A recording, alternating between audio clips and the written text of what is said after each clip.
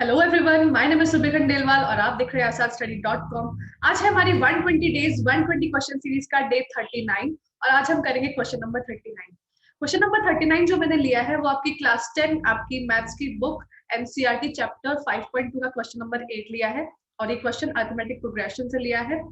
और जो ये क्वेश्चन है इसके अंदर आपके पास में दो कंडीशन दे रखी है कि 50th टर्म, अगर किसी एपी के अंदर 50 टर्म्स है और उसकी थर्ड टर्म 12 है और लास्ट टर्म 106 है तो 29 टर्म क्या होगी। तो इसका एक लॉन्ग प्रोसेस है, देखते हैं कैसे होगा ये क्वेश्चन। चलो स्टार्ट करते हैं।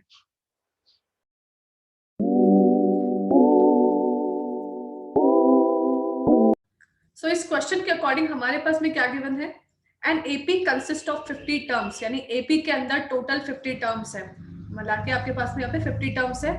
अगर उसी एपी की third term if of which third term is 12 and last term is 106, यानी उसी एपी की थर्ड टर्म तो 12 है और लास्ट टर्म यानी कि 50 टोटल टर्म्स है, यानी कि 50th टर्म, लास्ट टर्म कौन सी होगी, फिर 50th टर्म ही हो गई है।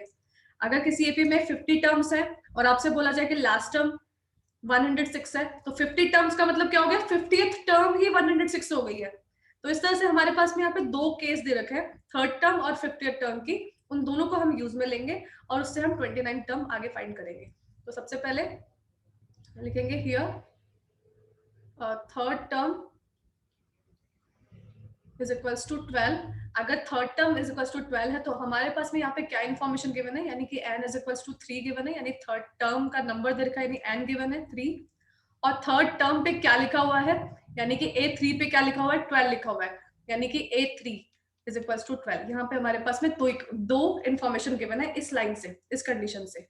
दूसरा है लास्ट टर्म इज 106, यानी किसी के अंदर 50th टर्म है, 50th टर्म, लास्ट टर्म मतलब 50th टर्म इज 106।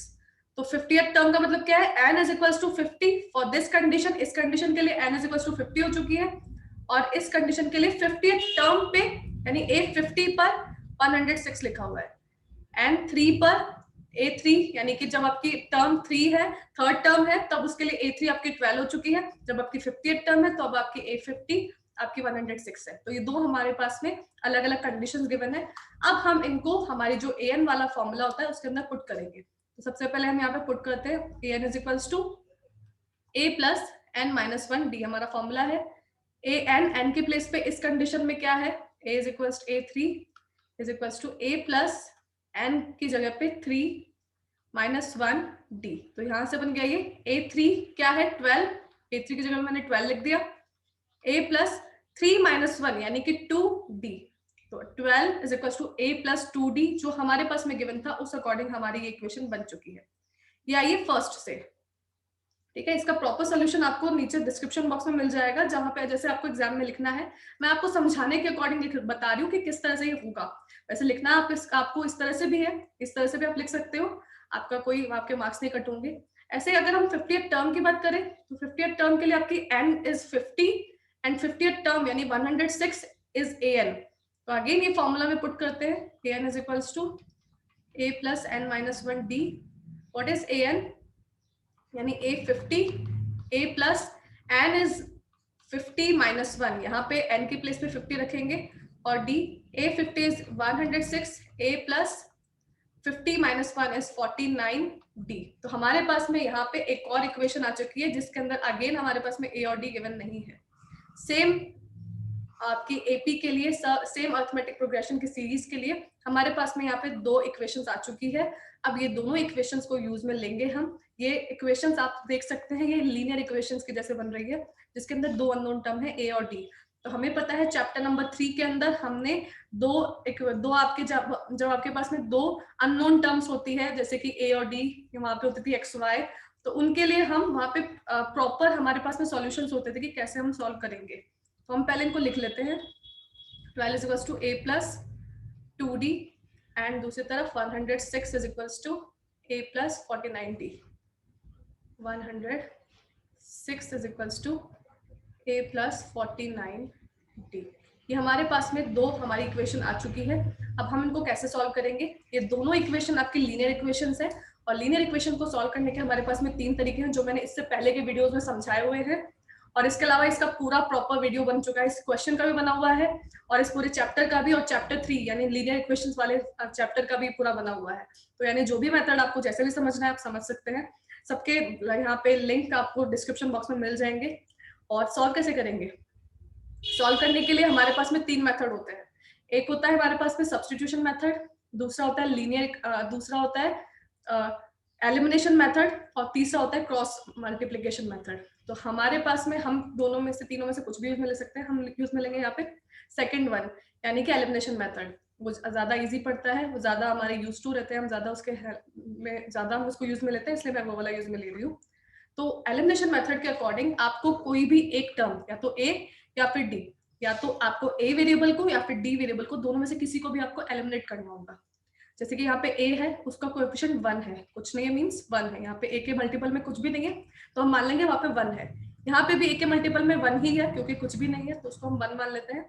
तो हम जहां पे हमारे पास में कोएफिशिएंट इक्वल है, हम उन्हीं को वहां से एलिमिनेट कर देंगे। जैसे कि यहाँ पे a है और यहाँ पे a है, एलिमिनेट करने का तरीका होता है कि उनको सब्ट्रैक्ट कर दें। तो यहाँ पे तो हम देख सकते हैं a भी पॉजिटिव है, ऊपर वाला a भी पॉजिटिव है, नीचे वाला a भी पॉजिटिव है। दोनों ही जब पॉजिटिव है तो ऐसे सिचुएशन में हम वहां पे साइन चेंज करेंगे। साइन चेंज करने के लिए हम यहाँ पे सब्ट्रैक्शन यूज में लेंगे। तो साइन चेंज कर रहे हैं, 106 पॉजिटिव का है तो हम उसको लेंगे माइनस, यानी कि सब्ट्रैक्शन कर रहे हैं अब हम इसमें। a जो है पॉजिटिव उसको भी हम लेंगे नेगेटिव, और 49 जो पॉजिटिव है उसको भी ले लिया हमने नेगेटिव। तो अब ये सब कुछ आपके नेगेटिव टर्म्स हो चुके हैं। आगे हम लिखेंगे, आगे 106 में से 12 आप देख सकते हैं प्लस का 12 है, और 106 का अब साइन माइनस हो चुका है, तो 106 में से 12 माइनस होगा तो कितना आ जाएगा? 94। वो भी नेगेटिव है क्योंकि 106 बड़ा है तो उसका साइन लगेगा माइनस का 94। a प्लस का है, नीचे a माइनस का है, अब ये वाला माइनस इसका साइन हो चुका है, तो प्लस माइनस माइनस होता है, यानी a में से a गया तो 0, तो यानी ये कैंसिल आउट हो चुका है। ऐसे यहाँ पे 49 माइनस 2 करोगे तो आएगा 40, यहाँ पे प्लस का है, 2 यहाँ पे प्लस का है, 49 यहाँ पे माइनस का है, तो यहाँ पे हम लेंगे इसको माइनस 47d।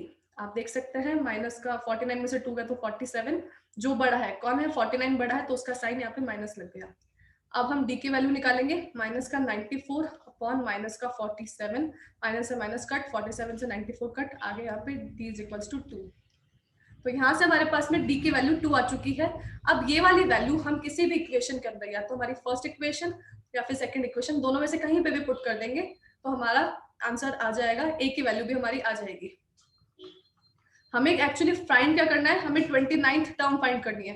तो 29th टर्म के लिए हमें अगेन ये वाला फॉर्मूला यूज में लगाना होगा, और उसके लिए फिर हमें a और d की वैल्यू भी चाहिए होगी, इसलिए हम इतनी बड़ी प्रोसेस कर रहे हैं। ठीक है, तो अब यहाँ से ये जो आपकी d की वैल्यू आई है उसको आप इसके अंदर, फर्स्ट के अंदर पुट कर दोगे, फर्स्ट इक्वेशन के अंदर। तो लिखोगे putting the value of, putting d is equals to 2 in equation 1। Equation 1 हमने 12 वाली को मान ली थी। 12 is equals to a plus 2d, तो d की वैल्यू यहाँ पे पुट करते हैं, 12 is equals to a plus 2, और d के प्लेस पे लिख देंगे हम 2। तो यहाँ पे 12 is equals to a plus 2 into 2 4, 12 4 के पास में 4, 12 के पास में जाएगा तो माइनस का 4 हो जाएगा, तो a is equals to 12 minus 4 यानी कि 8 आ गया।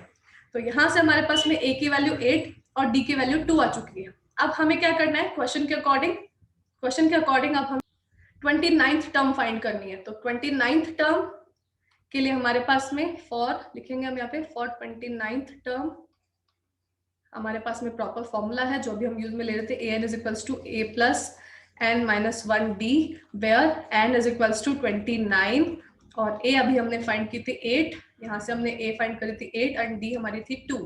हम यहाँ पे पुट कर देंगे यहाँ पे इस इक्वेशन के अंदर, इस फॉर्मूला के अंदर। तो a n के प्लेस पे 29, a प्लस यानी कि a के प्लेस पे हम लिखेंगे 8 plus n is 29 minus 1 and d is 2। तो 8 plus 28, 29 minus 1 is 28 into 2. 28 multiplied by 2 is 56. 56 plus 8 is equals to 64. तो आपका 829 आ चुका है, यानी 29th टर्म आपकी आ चुकी है 64।